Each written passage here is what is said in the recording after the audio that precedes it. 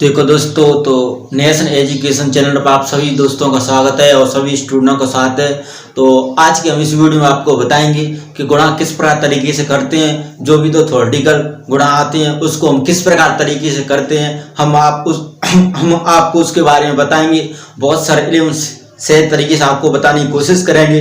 तो वीडियो के अंत तक बने रहिए और चलिए आइए हमारे साथ बोर्ड पर कि किस प्रकार तरीके से हम आपको बताते हैं और अन्य दोस्तों के साथ शेयर कीजिए और हम बहुत अच्छे तरीके से आपको बताने वाले हैं। तो देखिए, आज आओ और सीखें, ये हमारा गणित है और आओ और सीखें 6 से 8 तक ये गणित दिया हुआ है और इसमें बहुत अच्छे विस्तृत तरीके से आपको गणित दिया हुआ है।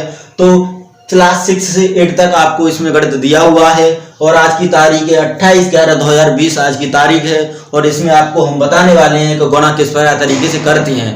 तो अगर दोस्तों हमारा आज का वीडियो आपको पसंद आया होगा तो हमारे चैनल को लाइक और सब्सक्राइब करके जरूर जाइएगा। तो देखिए इसमें क्या दे रहा है कि आरिफ ने 125 नींबू खरीदे। आरिफ ने 125 नींबू खरीदे। यदि उसने एक नींबू की कीमत 2 रुपए दी हो तो कुल नींबू कितने हैं।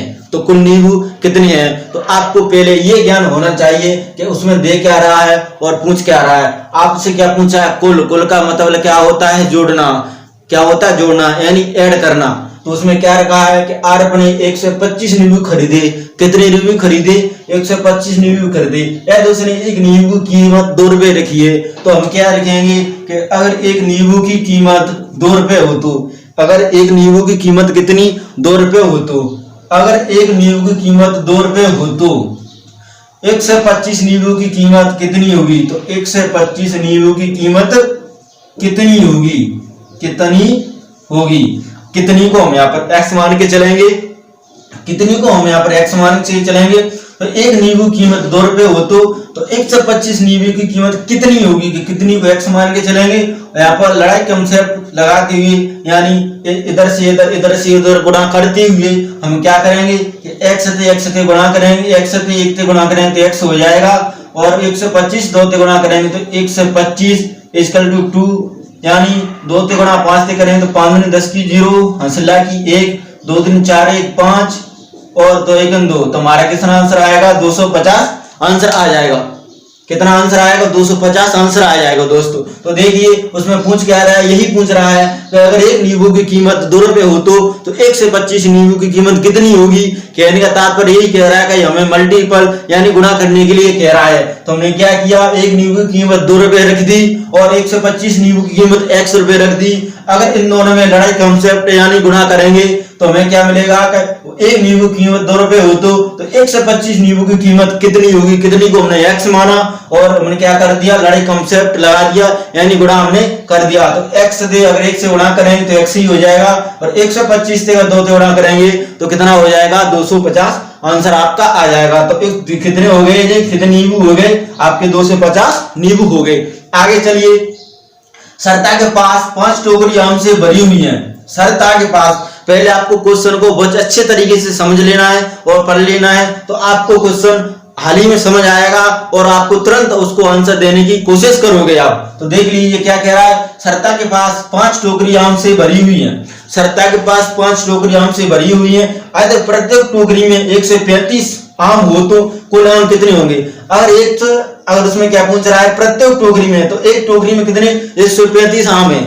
एक टोकरी में 135 आम है तो 5 टोकरी में कितने होंगे। तो हमें क्या करना है, वही करना है कि अगर एक टोकरी की कीमत 135 रुपए हो तो, अगर एक टोकरी की कीमत 135 रुपए हो तो 5 टोकरी की कीमत कितनी होगी। तो 5 टोकरी की कीमत कितनी होगी, तो 5 टोकरी की कीमत कितनी होगी। तो आपको वही मैंने जो पहले भी बताया था वो पूछ रखा है, क्या कुल पूछ रहा है। तो सरिता के पास 5 टोकरी आम से एक भरी हुई है तो एक टोकरी की कीमत वो 35 रुपए दे रहा है, यानी 135 रुपए दे रहा है। तो 5 टोकरी की कीमत आपको कितनी मिलेगी। तो 5 टोकरी की कीमत हम इस प्रकार देख सकते हैं, एक टोकरी की कीमत 135 रुपया हो तो 5 टोकरी की कीमत कितनी होगी, 5 टोकरी की कीमत कितनी होगी। तो हम क्या करेंगे, लड़ाई कंसेप्ट लगाएंगे यानी कैंची गुणा करेंगे। x से 1 से गुणा करेंगे तो x हो जाएगा और 135 से 5 से गुणा करेंगे तो इस प्रकार तरीके से 135 गुणा 5 गुणा करेंगे तो 25 की 5 आ जाएगी, हंसला की 2 हो जाएगी, 15 में अगर 2 जोड़ेंगे तो 17 हो जाएगा, हंसला की 1 हो जाएगी।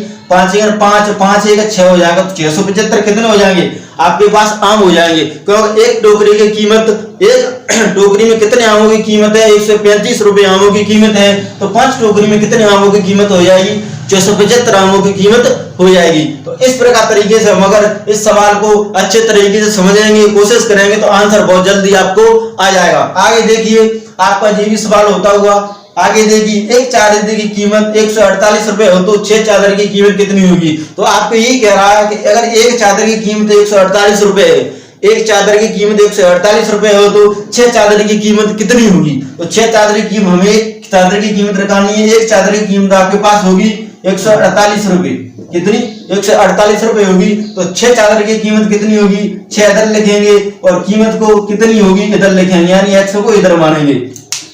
रुपए की तरफ रुपए लिखना है और जो भी पूछ रहा चादर की कीमत चादर लिखना है। तो आपको पहले कहा था एक चादर की कीमत 148 रुपए, तो एक चादर होगी और यहाँ पर 6 चादर होगी, तो दोनों चादर होगी और कीमत एक लंग लिखनी 148 रुपए होगी और इधर इसकी कीमत लिखानी है, 6 की कीमत लगानी है। तो इस ये भी समझ में आ गया होगा कि चादर के नीचे चादर लिखना होता है, आम के नीचे आम लिखना होता है, पेड़ के नीचे पेड़ लिखना होता है और रुपए के नीचे रुपया लिखना होता है, रुपए के नीचे रुपया लिखना होता है। अब हम क्या करें, इसमें कैंची उड़ा करेंगे, तो कैंची उड़ा करेंगे तो x अगर 1 करेंगे तो यहाँ पर x आ जाएगा और 48 से आप 6 करेंगे तो बराबर 148 इक्वल टू 6।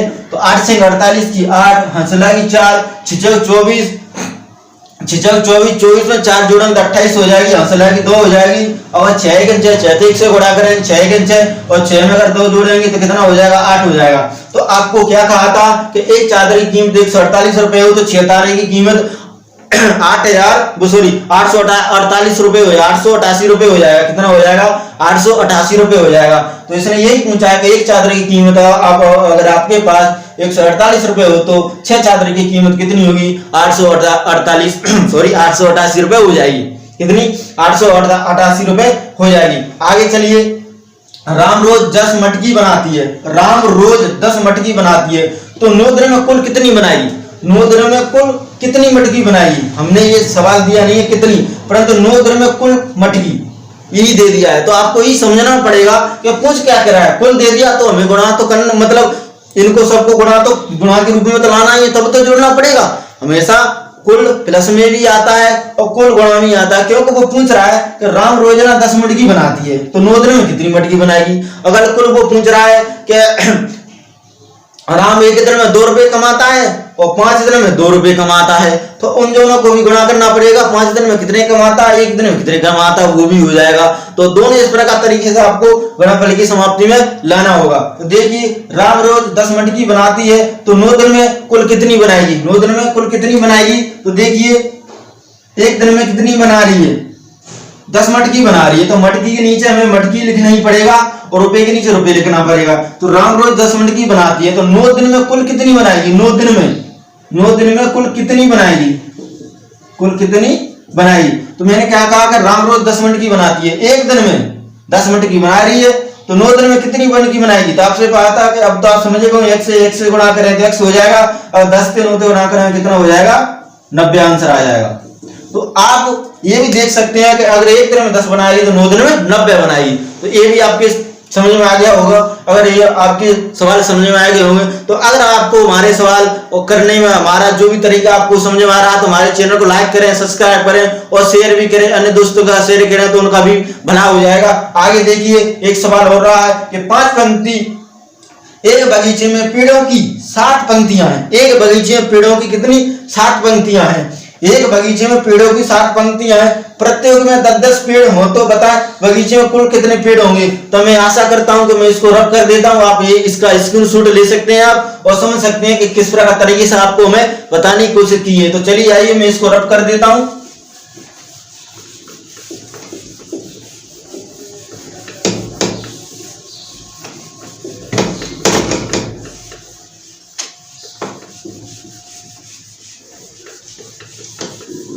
तो देखिए, चलिए आइए वो क्या कर रहा है कि एक बगीचे में पेड़ों की 60 पंक्तियां लगी हैं। कोई बगीचा है, पेड़ों की कितनी 60 पंक्तियां लगी हैं, मान के चलो 1 पंक्ति, 2 पंक्ति, 3, 4, 5, 6 और 7।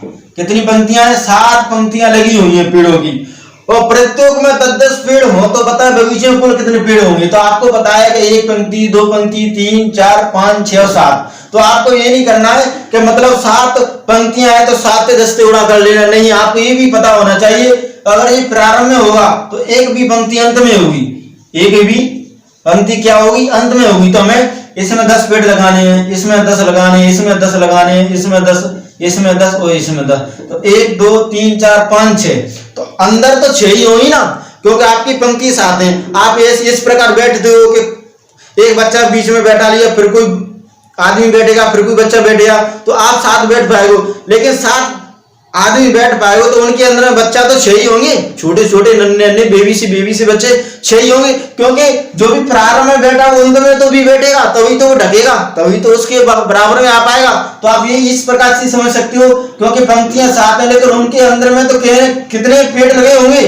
तो आपको उस प्रकार तरीके से गुणा कर लेना है कि कितने पेड़ लगे होंगे, 10, 10, 10, 10 और 10, क्योंकि पंक्ति कितनी 7, 1, 2, 3, 4, 5, 6, 7। परंतु उनके बीच में पूछ रहा है उनके बीच में कितने पेड़ हैं, उनके बीच में कितने पेड़ हैं। तो आपको कुछ प्रकार तरीके से देखना है, इसमें एक कम करके 10 के गुणा कर लेना ना, तो कितना हो जाएगा, 60 आंसर इसका आ जाएगा। क्योंकि आपको पंक्ति तो 7 दी हुई है लेकिन पंक्तियों के बीच में कह रहा है, तो बीच में तो आपको 60 ही होंगे, क्योंकि 6 ही बचेंगे, 1, 2, 3, 4, 5, 6 बचे। पर इसमें भी हो गया, इसमें भी हो गया, तो क्या तो फर्स्ट वाले की जोड़ लो कि लास्ट वाले की जोड़ लो, एक जोड़ना पड़ेगा। आपको पता है क्या, एक जोड़ना पड़ेगा, क्योंकि आप समझ चुके हो कि इधर आता है 1, 2, 3, 4, 5, 6, 7, 8, 9 और 10। अगर इसमें 10 जोड़ना है, अगर यहाँ पे 0 आ गया, क्या तो 10 को जोड़ लो कि 0 को जोड़ लो, बात तो बराबर ही है, परंतु 1 को जोड़ना पड़ेगा, क्योंकि 0 से 9 तक संख्या 10 होती है, और अगर 1 से 10 होगी तो भी 10 संख्या होती है। तो इस प्रकार तरीके से हमें ज्यादातर 0 से 9 तक ही जोड़ते हैं। तो इस प्रकार तरीके से ज्यादातर आगे से पीछे तक वाली संख्या को नहीं जोड़ते हैं, क्योंकि आगे का तो आपको वैसे ही चले जाता है। तो इस प्रकार तरीके से एक को पंक्ति यहाँ पर जोड़ना पड़ेगा, तो यहाँ पर कितने हो जाएंगे, 10 पेड़, यानी प्रत्येक पंक्ति में 10 पेड़ होंगे, तो 6 पंक्ति में कितना, 60 पेड़ हो जाएंगे। तो ठीक है बच्चों, आपको इसमें पूछ रहा है कि एक बगीचे में पेड़ों की 7 पंक्तियां हैं, प्रत्येक में 10-10 पेड़ हो, तो बताए बगीचे में कुल कितने पेड़ हैं। तो प्रत्येक में 10-10 पेड़ हैं, तो यहाँ पर 6 पंक्तियां बन चुकी हैं। एक पंक्ति को हम इंक्लूड नहीं करेंगे, क्योंकि क्या तो फर्स्ट वाले की जोड़ लो क्या लास्ट वाले की जोड़ लो, तो इन दोनों में कितने, 10 से अगर 6 गुणा करेंगे तो 60 इसका आंसर आ जाएगा। और आगे भी चलिए, मैं एक और भी आपको सवाल देता हूं।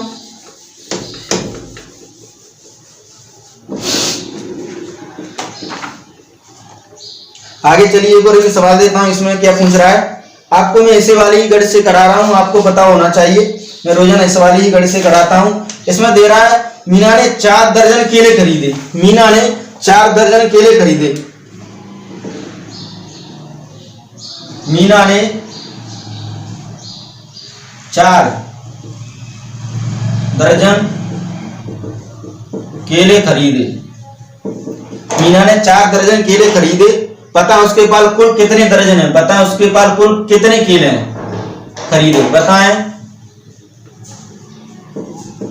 उसके पास कुल कितने केले हैं, कुल